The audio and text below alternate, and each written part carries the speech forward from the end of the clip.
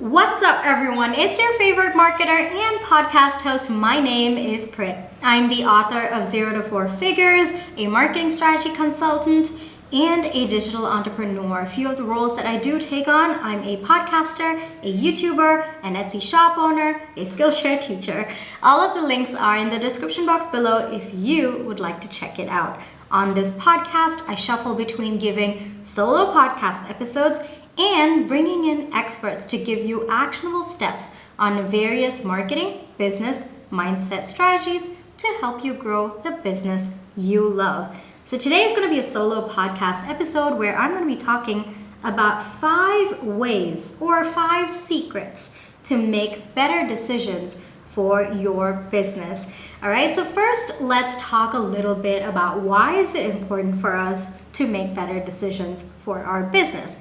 You're going to look at me and you're going to say, well, duh, Prit, better decisions, better strategic direction. And I'm going to say amen to that, okay? Because it's true, if you are making better decisions for your business, naturally, there is a better strategic direction for your business as well. Not just that, if you're making better business decisions, if you're more conscious about the decisions that you're making for your business, it's more likely that you will not leave money on the table. And that, for every entrepreneur, is kind of something where we really need to take a hard look at, because every single cent really matters to us on this journey. So that's one of the reasons why it's important to be very conscious about making decisions and making sure that the decisions that we're making, wow, that was a very complicated sentence. Let's just move on with it. But it's important for us to make these better decisions so that we are intentional about the direction that we're taking our business. Because here's something that I believe, okay? I don't think that there are good or bad decisions, actually speaking, when it comes to the entrepreneurial journey. I think that each decision in that moment of time, you can't really make out how it's going to come out or what's going to happen or where that decision is going to take you. But for the most part, you have to be prepared for the consequences of those decisions. So for me personally, if I have to look back, I wouldn't say good or bad decisions. I would just say learning lessons for the decisions that did not work in that period of time. And I think when I was reading Psychology of Money, something that Morgan Housel says in the book is that you can't really know if the decision that you're making in this point of time is a good or bad one. 95% it could have worked out, but if you ended up on the bad 5% streak luck, then does that mean that your decision was a bad one, or does it mean that you were just unlucky? And I really liked that concept. So I've taken it from his book and I've kind of pivoted my mindset into thinking that there are no good and bad decisions, but there is always an opportunity to make better decisions for our business, at least more strategic decisions for our business. So here are a few things that I personally implement for my business, and I hope that gives you a very good starting point for your business as well. All right, so the first one is so important, and I can't believe that more people are not doing this, and that is document your journey. It is so important for you to understand what exactly is happening on your journey. Not just that, for you to make note of every single thing that's happening in your journey, because very so often, okay, we look at other entrepreneurs and we think, oh, okay, well, I'm going to just follow whatever strategies they're using. But most of the times, let me tell you, it's not going to work for your business, okay? Because your business is made up of very unique factors. And one of those unique factors is you. So understanding what your business journey is one of the most fundamental things that I believe every single entrepreneur should do. Take the time to write down what's happening in your journey. Document it. Write down the problems that you're facing, write down the solutions that you're trying to implement, write down the thought processes that you're having, the debate that you have with yourself, all of those things. It's really, really important. If you implement a solution, write down what happened after you implemented the solutions. What were the consequences of the decision that you took, and keep going back to it. I think that's also one more thing. It's not just documenting your journey. It's also making sure that every 3 months you're looking back at the decisions that you've taken. And one of the reasons why I personally strongly advocate having a business journal is because you never know how a previous decision is going to impact your future decision. And there have been so many times, I can't even begin to tell you, there have been so many times that I've actually looked back at my business journal, checked out what was my exact thought process in that point of time, why I took those decisions, and those decisions have actually influenced my current day decisions. And let me tell you guys, and this is something that I have mentioned in my book as well, 0 to 4 Figures, your business is your biggest case study. All right, you have to accept that it is your biggest case study. You can read as many case studies as you want, and trust me, I love reading case studies, but none of them, let me tell you, as much as you can take inspiration, none of them are as powerful as your business case study is going to be. I'm going to put that as a 100% truth of my business as well, okay? So take the time to document your journey. Now, a few things that I've written down for you to know, at least if you don't know where to start when it comes to your business journal, I would say, well, first, take any book.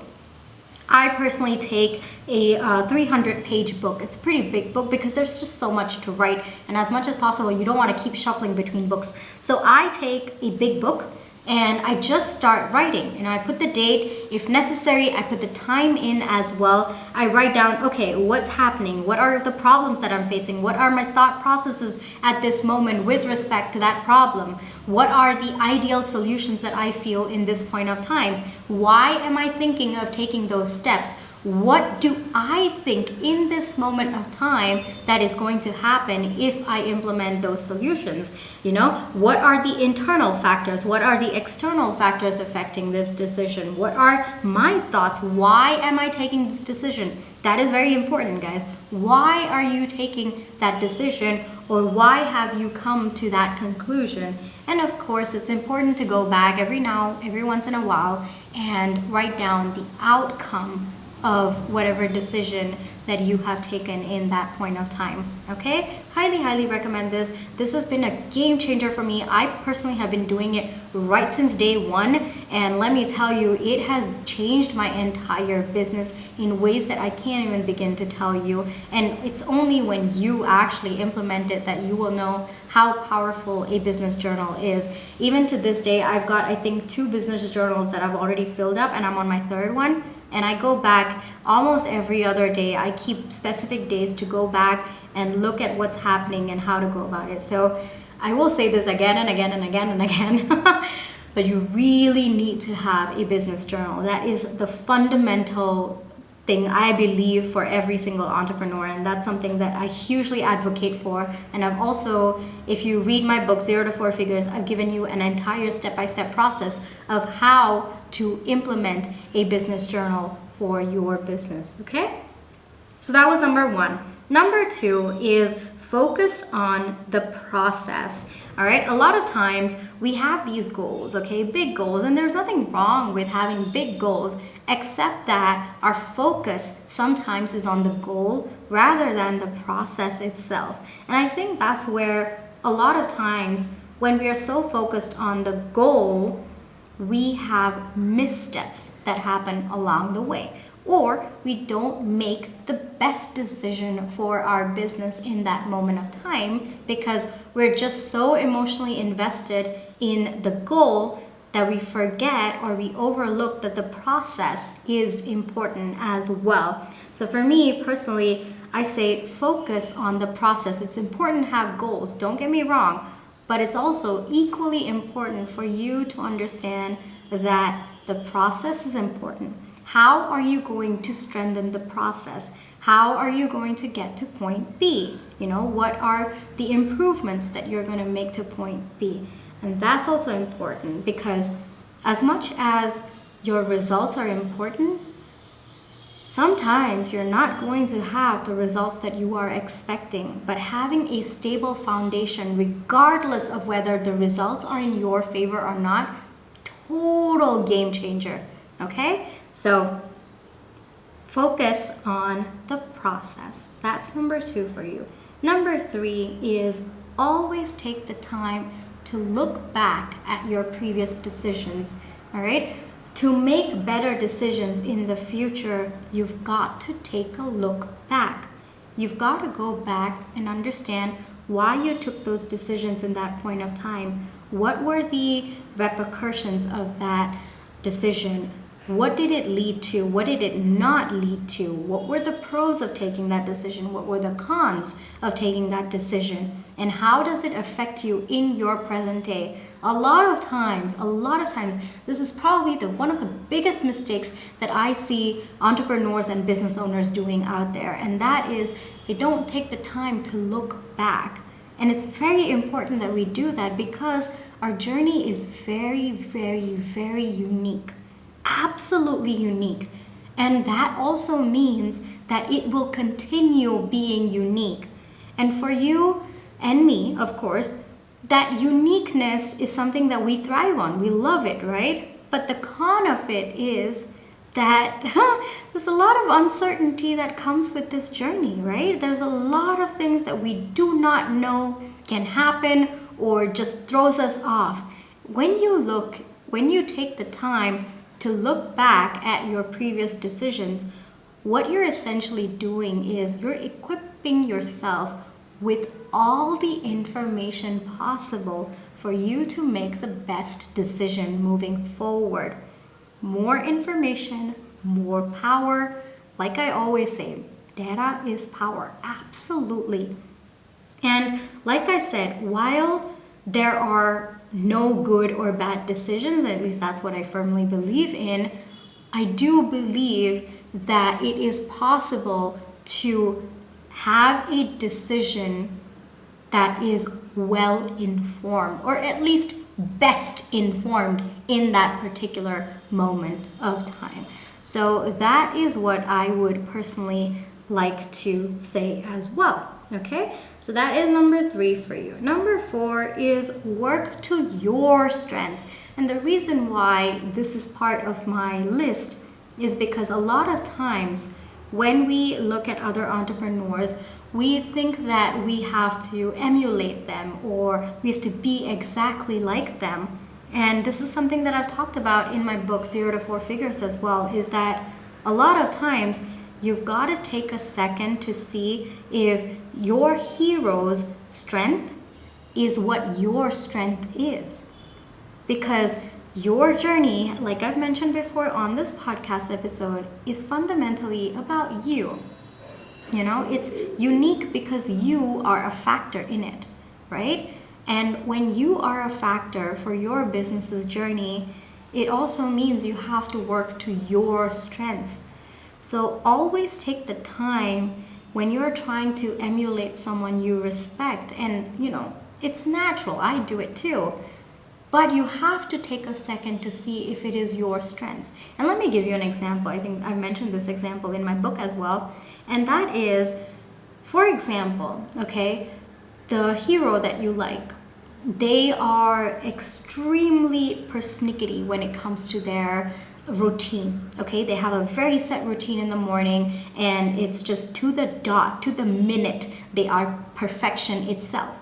And what if you are someone who thrives in fluidity and spontaneity? So when you try to emulate them, you are suppressing what is your strength. You are suppressing who you are. You are suppressing what feels natural to you. So naturally, you're not going to be able to sustain that for a very long time. You'll probably do it out of enthusiasm for a week or 2, and then poof, it's out, it's gone.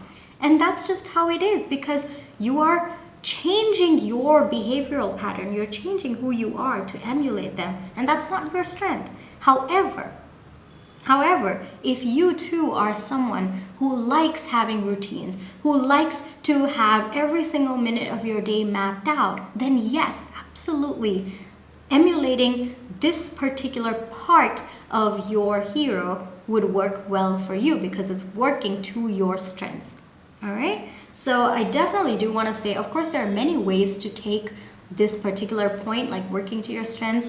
First, you've got to understand what your strengths are. You've got to make sure that every single decision that you're not making it because you're pressured by someone else making that decision, but you're truly making it because you feel it is to your strengths. All right?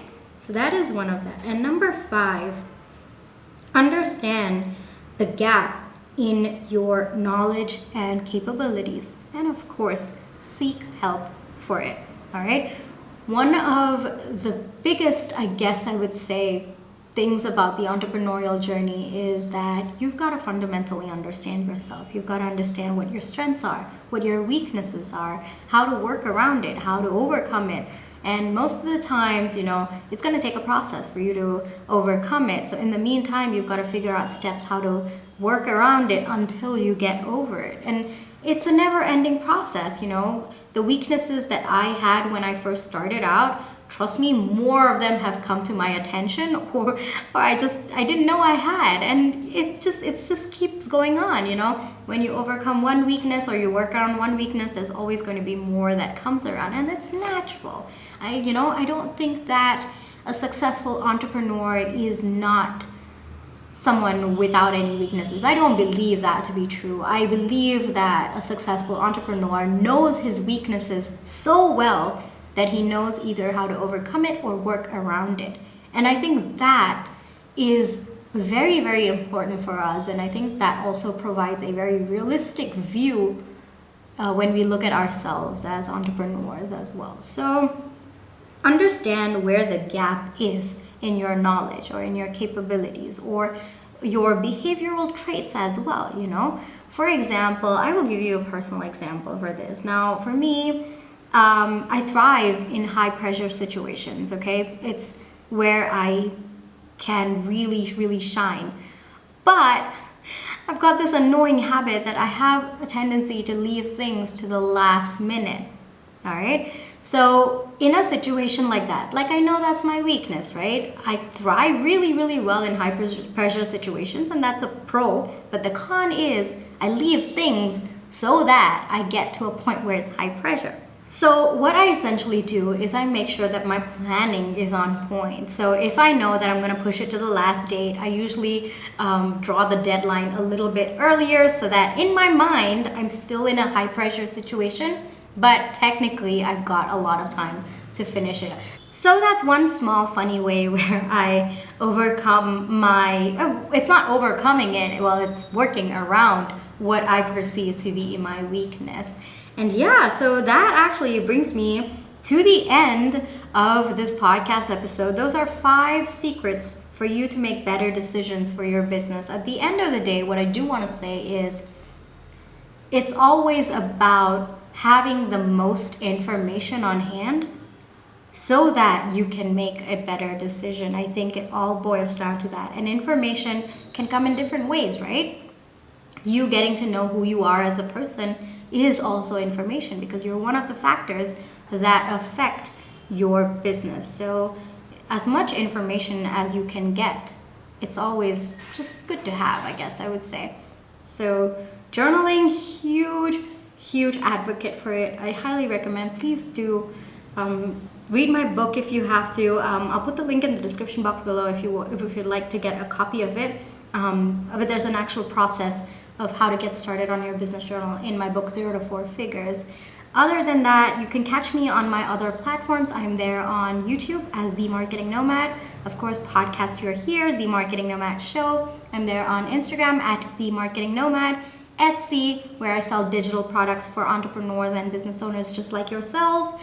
I'm there on Etsy as The Marketing Nomad, CO, that's company. And then I'm there on Skillshare, where I have courses on marketing mindset and business for entrepreneurs and business owners such as yourself again. And I'm there as Prithvi Madhukar. That's actually my full name. All right. Other than that, of course, if you need marketing help, definitely do check out my consultancy services. Everything's mentioned in pretty much detail in my website. I'll put the link in the description box below, including the prices as well. Very transparent that way. I hope to see you guys in my next podcast episode. I also hope to catch you on my other platforms as well. I'll talk to you in my next episode. Hope you're staying safe, staying healthy. Bye-bye.